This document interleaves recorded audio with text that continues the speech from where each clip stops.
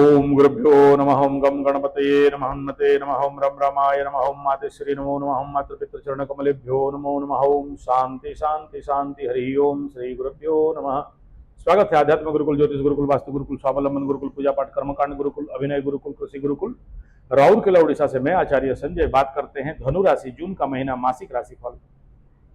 धनु राशि जून का महीना मासिक राशिफल के अनुसार सबसे बड़ा पेकुलियर कंडीशन, अब तक गुरु बृहस्पति का दृष्टि आपके ऊपर था।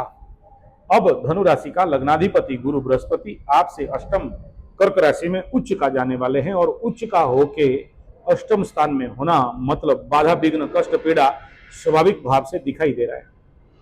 इस क्षेत्र में बहुत सावधानी बरतना आवश्यकता है। रोग रुपुरुण इत्यादि दे सकता है और धनु राशि के ऊपर वर्तमान शनि और केतु का प्रचंड दृष्टि दिखाई दे रहा है। आने वाला समय में इसी महीना का अंत का पार्ट में मंगल का भी दृष्टि आ जाएगा। बहुत सारा conflict, physical personality, mental personality में परेशानी खड़ा हो सकता है। जो धनु राशि वाले इस समय extra marital affairs, illegal relationship या किसी भी प्रकार के गुप्त संपर्क इत्यादि में थे, कुछ बात भांडाफोड़ और कुछ परेशानी बड़ा लेवल पे खड़ा होने का संभावना शनि के ढैया के समय में दिखाई दे रहा है। बहुत सावधान रहना चाहिए, रेमेडी उपाय करते रहना चाहिए। ये जिसका कुंडली में इस प्रकार का दशा अंतरदशा और परिस्थिति है उनके लिए, सबके लिए नहीं। स्वाभाविक बात है, अष्टम में गुरु जाना मतलब स्वास्थ्य को लेकर परेशानी, पाप ग्रहों का दृष्टि होना मतलब मेंटल लेवल पे परेशानी, लेकिन उसी कंडीशन पे कुछ हद तक अच्छा परिणाम भी देता है। सबसे पहला, चतुर्थान का शनि के ऊपर गुरु का दृष्टि आपके लिए ढैया से कुछ हद तक राहत का भी फल है। धनु राशि का तृतीय स्थान में राहु राजयोग बना के जरूर बैठे हैं, बहुत अच्छा फल देने के लिए बैठे हैं, लेकिन जो राहु को कब्जे में ले सका, राहु का साधना करता है, कुंडली में राहु अच्छा फल दे रहा है, उनके लिए, सबके लिए नहीं। धन वाणी परिवार द्वितीय स्थान, धन का कंडीशन जून महीना धनु राशि के लिए गुरु का नीच दृष्टि है, अच्छा रहेगा। गुरु का अमृतमय दृष्टि है, लेकिन नीच दृष्टि होने के कारण आयाराम गयाराम दिखाई देगा, क्योंकि आपके खुद के पर्सनालिटी में बहुत सारे कॉम्प्लेक्स इस समय दिखाई देंगे। भय और फियर का सामना करना पड़ सकता है। किसी ना किसी से ब्लैकमेल या ब्लैकमेल करने का एटीट्यूड इस समय बढ़ता हुआ दिखाई दे रहा है। पागलपन का शिकार कुछ कुछ लोग हो सकते हैं, सब नहीं। धनु राशि वालों का अगर बात करें, छोटा भाई बहन, मित्र बंधु पड़ोसी, थर्ड हाउस राहु राजयोग अच्छा परिणाम लेके आ रहा है। पराक्रम में वृद्धि और बड़े सारे कार्य होता हुआ प्रचंड प्रयास करके आपको सफलता मिलेगा। चतुस्थान भूमि भवन वाहन माता सुखमन, फोर्थ हाउस शनि का ढैया, अपने जन्म स्थान से स्थानांतर या फिर जन्म बाहर से वापस आने का योग दिखाई दे रहा है। पंचम स्थान प्रेम प्यार शिक्षा संतान, धनु राशि का मंगल करे दंगल दाम, तो लबरा लबरी केस में कुछ मन मालिन्य, मत पार्थक्य, मतांतर का योग, दंगल होने का योग, सोच समझ के लबरा लबरी को हैंडल करना, वरना फंसोगे।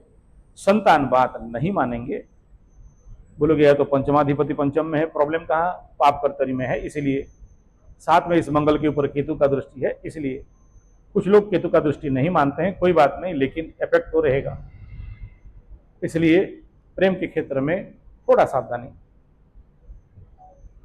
अब बात करते हैं आपका धनु राशि का दाम्पत्य।